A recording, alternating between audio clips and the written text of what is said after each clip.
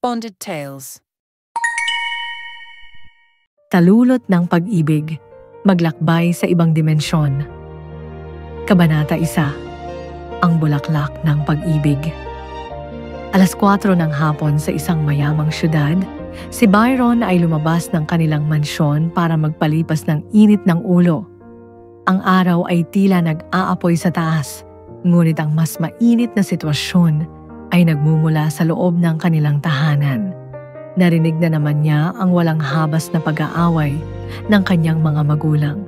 Isang walang katapusang siklo ng sigawan at salitaan. Sa bawat salitang bumabagsak mula sa kanilang mga labi, pakiramdam ni Byron ay parang may pumuputok na apoy sa kanyang dibdib. Alam niyang nasasaktan ang mga ito, pero hindi pa rin sila maghihiwalay. Mahal na mahal nila ang isa't isa sa kabila ng mga sugat na dulot ng kanilang mga sigalot. Naging bisyo na yata ng mga magulang niya ang mag-away at magkasamaan ng loob. Walang araw na hindi siya nakarinig ng mga palitan ng matatalim na salita. Minsan, naiisip ni Byron na siya na ang naging magulang ng 2 batang palaging nag-aaway. Sa kabila siya ay 19 na taon pa lamang, pakiramdam niya ay mas matanda pa siya sa kanyang mga magulang. Habang nagmamaneho siya ng kanyang mamahaling kotse, nagpasya siyang maghanap ng paraan upang maaliw ang kanyang ina.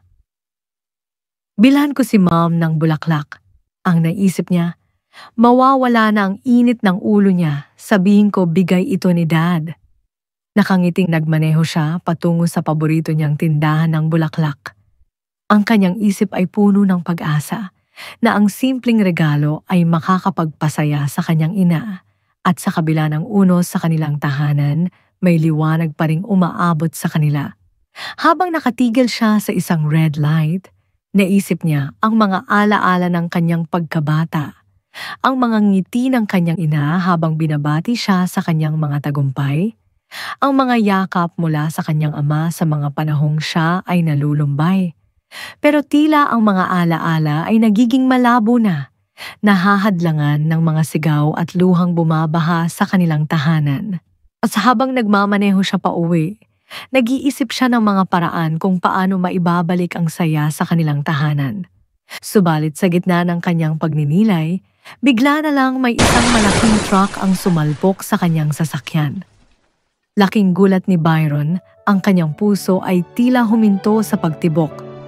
Mabilis na nag-flash sa isip niya ang mga imahe ng kanyang mga magulang, nag-aaway at nagmamasid sa kanya na tila ba siya ang solusyon sa kanilang mga problema. Paano kung mamatay na ako? Ang tanong na naglalaro sa kanyang isipan. May mga pangarap pa siya na hindi pa natutupad, isang buhay na puno ng mga tanong, at isang pamilya na nasa bingit ng pagkawasak. Pilit niyang iminumulat ang kanyang mga mata, ngunit tila ba ang kanyang katawan ay sumusuko na. Bago siya tuluyang mawalan ng ulirat, nakarinig siya ng isang tinig na tila galing sa malayo. Makakabalik ka lang pag namukadkad ang bulaklak ng pag-ibig. Tila naglaho ang lahat sa paligid niya. Ang kanyang isip ay nagdilim at ang kanyang puso ay tila humihinto na sa laban ng buhay at kamatayan. Ang huling alaala na kanyang natandaan ay ang pumpon ng bulaklak na dala-dala niya.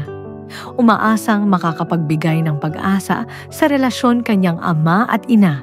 Ngunit sa pagkakataong ito, tila siya ang nangangailangan ng pag-asa ng higit sa lahat. Tuluyan nang nawalan ng ulirat si Byron. Ang mga pangarap at pangako ay tila naglahong parang bula. Itutuloy.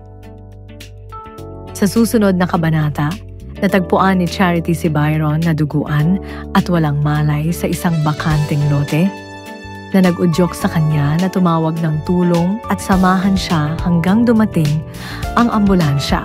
Abangan! Maraming salamat sa inyong panonood o pakikinig. Nagustuhan mo ba ang kwento o video? I-click ang subscribe button.